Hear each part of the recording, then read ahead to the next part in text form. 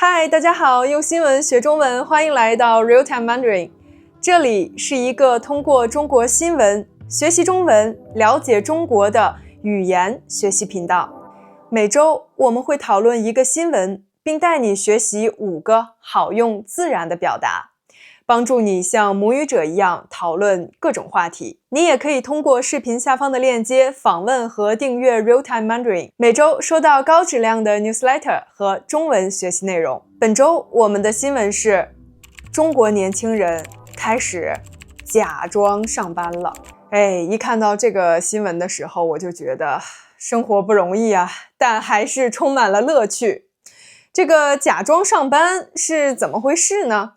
可能大家以前看过一些新闻啊什么的，就是说有的人被裁员了，但是一时间不知道怎么跟家里人说，所以就每天装作要出门上班啊，早上出去，晚上回来。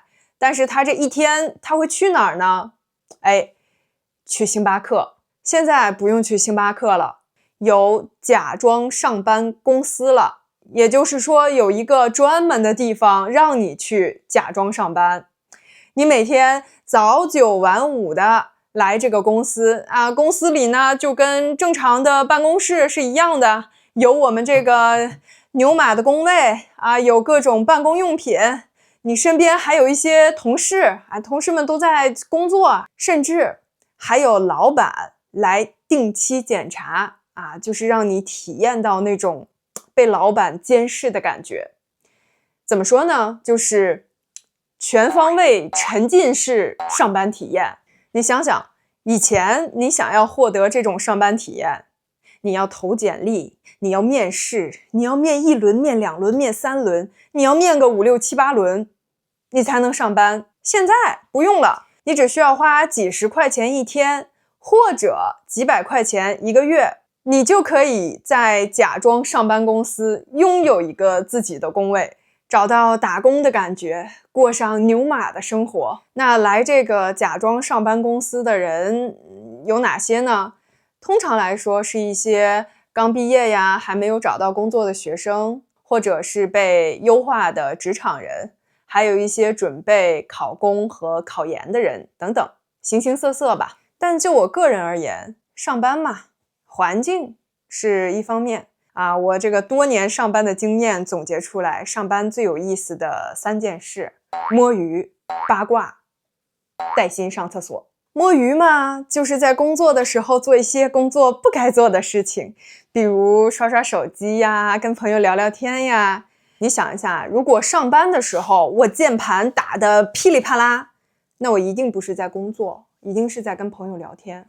工作的时候键盘是不可能打得噼里啪啦的，有几分钟才能打出1个字来。或者工作的时候刷社交媒体，就是比你在家刷社交媒体刺激有意思，就是那种担心被老板发现的偷感，增加了我刷社交媒体的乐趣。这是摸鱼。那第2个呢，就是八卦。八卦肯定是工作里面最有意思的事儿了啊！每天只要我的同事推着他的椅子这样，一个眼神我就懂了。那工作里面第3个最有趣的事儿就是带薪上厕所。你上的时间越长，觉得自己赚到的越多。其实这个日常有一个不太好听的词，我们叫带薪屎。你看这种词怎么会有课本教你啊？也就只有我会教你嘛。好了，玩笑归玩笑，其实假装上班公司流行起来，也是因为现在的就业形势很严峻，很多人在通过这个方式度过他们职场甚至是人生的空窗期，也可能在这里遇到一些新的朋友，大家一起抱团取暖。那也希望每一位面对暂时困难的人都可以调整状态，平稳度过，再向人生的下一个阶段出发。好的，如果我们要聊假装上班这个话题，以下5个词你一定用得到。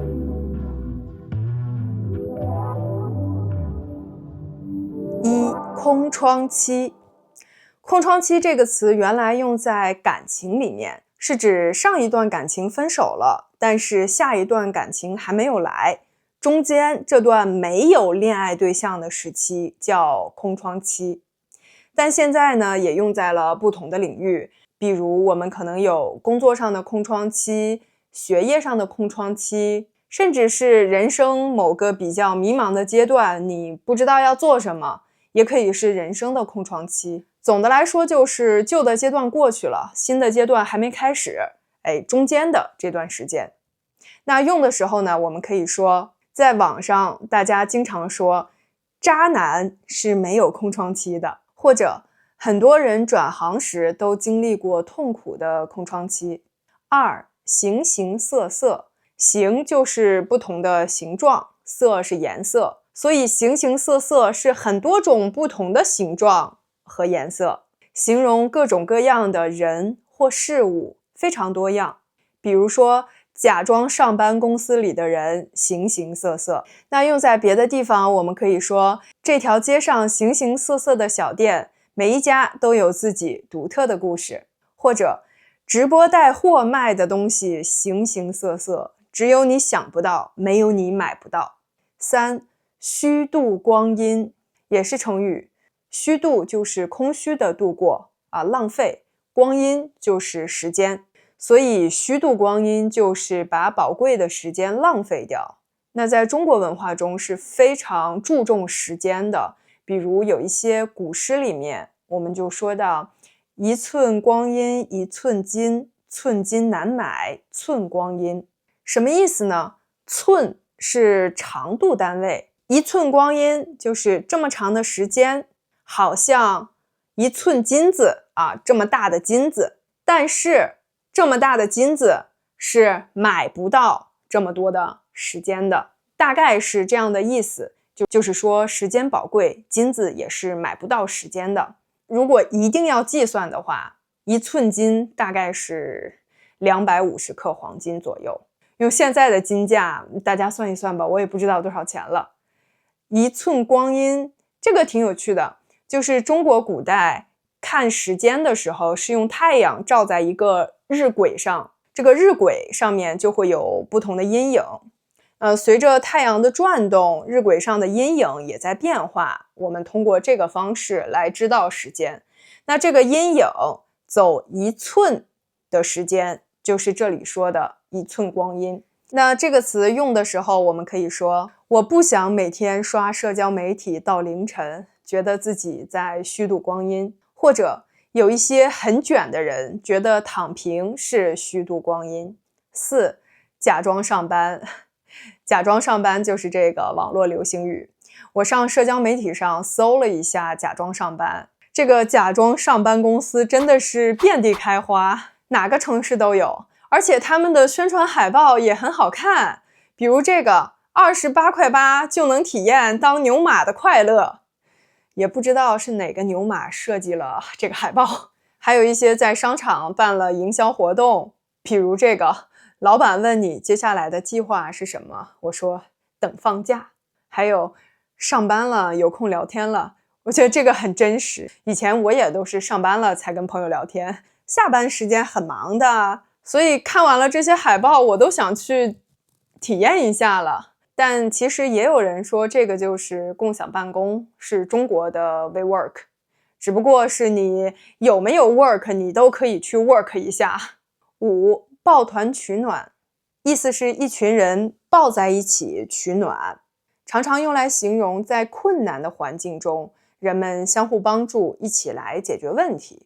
比如失业期间，我和几个朋友每天一起找工作，抱团取暖。或者面对电子书的冲击，很多实体书店抱团取暖，经常一起举办活动。那我们今天的话题用刚刚学过的5个词总结起来，就是假装上班这个事情，刚一听觉得有点怪，但实际上是形形色色的人在面对人生空窗期时暂时的解决办法。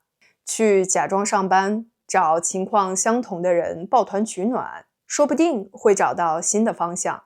而且如果可以偶尔虚度一下光阴也不错。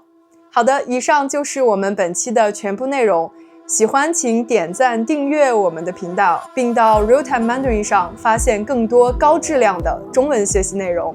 我是 Snow， 我们下周见。